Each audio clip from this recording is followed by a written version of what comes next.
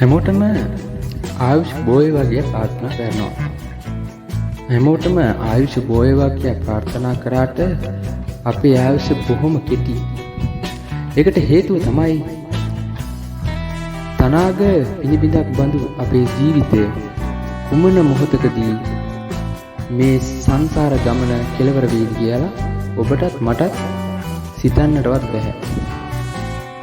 ඒක නිසා මේ තනාග පිනිබිඳක් බඳු ජීවිතය ආරක්ෂා කර ගැනීමට බොහෝ සෙයින් ඉවහල් වන කරුණු පිළිබඳව තමයි මේ නාලිකාව ඔස්සේ අපි කතා කරන්නේ. විශේෂයෙන්ම කියනවා නම් අපි මෑත කාලේ ශ්‍රී ලංකාවේ දැකපු ඛේදනීයම ඉරණම තමයි ජලයට හසු වී බොහෝ ජීවිත ගණනක් අකාලේ මියදුණු බව. විශේෂයෙන් මිනිසුන් වන අප ජලය සමග බොහෝ සමීපව කටයුතු කරන බීමට අවශ්‍ය කරන ජල බිඳුවක් අපිට නැතුව අපිට ජීවත් වීමට පාන්න හැකියි. ඉතින් මේ බීමට අවශ්‍ය කරන ජලය නිසා අපේ ජීවිත ගණන අකාලේ මියදුණු බව අපිට මෑත කසන්නට දකින්නට තිබුණු පුවත්පත් වලින් කියා දෙන කරුණක් වෙලා තියෙනවා. විශේෂයෙන්ම මෑත කාලේ අපි දැක්කා ජලාශාශ්‍රිතව විශාල වශයෙන් ජල ගිණීම් වලට ලක් වෙලා අහිංසක ජීවිත ගණනක් නිකරුණේ මිය දෙනවා.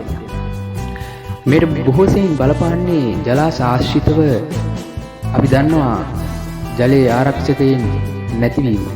දියුණු රටවල් වල නම් සෑම ජලාශයක් ආශ්‍රිතම ලයිෆ් ගාඩ් නැත්නම් ජලයේ ආරක්ෂකයන් යොදවා තිබෙනවා. ඒ වගේම ඒ වාගේ ගැඹුරු තැන්වල දිය නෑම අනාරක්ෂිත බවට පුවරු අලවා තිබෙන බව අපිට නිරීක්ෂණය වෙනවා. ඉතින් මේ කරුණු ගැන අවධාරණය කිරීමේදී ශ්‍රී ලංකාවේ ඇති දේශපාලන අස්ථාවරභාවය සහ ශ්‍රී ලංකාවේ පවතින අනුවන මිනිසුන්ගේ ක්‍රියාකාරකම් නිසා අපට අපේ රටේ තිබෙන ජලාශවල ආරක්ෂාව ගැන දෙපාරක් හිතන්නට වෙනවා. විශේෂයෙන්ම කුඩා දරුවන් සමග ඔබ දියනාමට යනවා නම් ඔවුන් ගැන දෙපාරක් හිතන්න.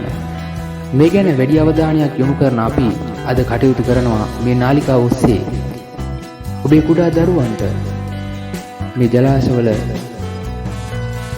දියනෑමට යෑමේදී ඔබ වුන් සමග ඉතා ප්‍රවේශම්කාරී වගේම ඔවුන් ගැන දැඩි අවධානයෙන් සහ අවබෝධයෙන් බැලිය යුතුයි කියලා. මෙහිදී අප දන්නවා ජලය සමග පොර බැදීමට ඔබටත් මටත් හැකියාවක් නැහැ. නමුත් පිහිනීම කියන මාතෘකාව ගැන ඔබ මොහොතක් හිතුවද?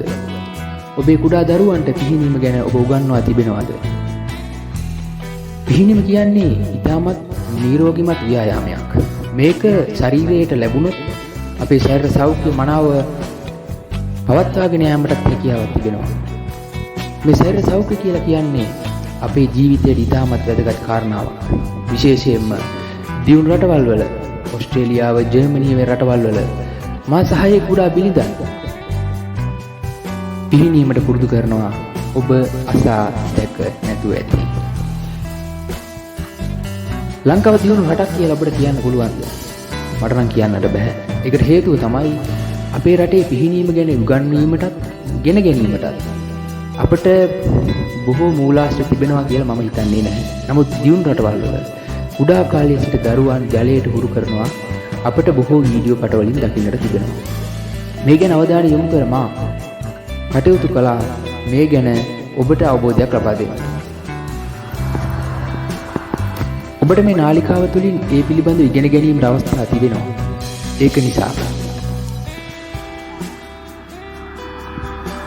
ඔබ කැමති නම් මේ නාලිකාව සමග අත්වැල් බැඳ ගන්නට ඔබට ආරයුම් කරනවා මේ නාලිකාව සබ්ස්ක්‍රයිබ් කරමින් මේ නාලිකාව සමග දිගටම රැඳී සිටින බවට.